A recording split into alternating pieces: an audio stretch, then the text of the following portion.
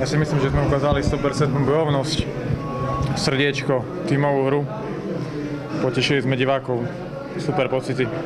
Teraz sa do 12. môžeme potešiť a zajtra sa pripravíme na ďalší zápas. Predsa len bol tam taký tlak v tej tretej časti od súpera. Napokon vám veľmi pomohol ten faul.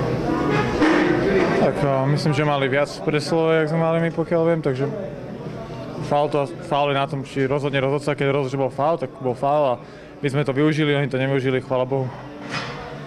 Vlastne je mimoriadne silný, Zvolen má tam síce ukradený ten zápas, ale to už asi by ste chceli, aby sa opakoval. To nemôžeme v žiadnom prípade dopustiť. Musíme si v hlavách to nastaviť tak, že to je rozhodujúci zápas série, že nebude žiadny ďalší zápas. A keď budeme nastavení tak, ako sme boli dnes, 100%, tak neverím, že doma prehráme. Šaňo, ako si videl tú situáciu so Samom Rapáčom za bránkou? Som Bučekom. Aha, so Petrášom. Samom Petrášom. Ja sa nechcem nejako k nemu vyjadrovať. Hraje taký hokej, je platný pre svoje mužstvo.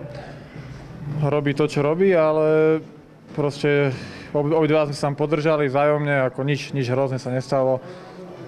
Myslím, že niekedy musí viac použiť hlavu a zbytočne sa tam zónu držal, keď mali oslabenie a tak potom chýbal vzadu.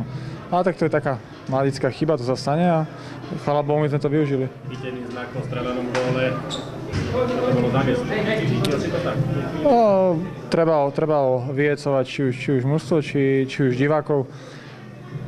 Pozrite, koľko divákov za nami chodí každý zápas, ako máme domov atmosféru, to nám zavidia všade, takže je to super hrať pre nich a bolo to gesto pre tých fanúšikov, oni sa zaslúžia.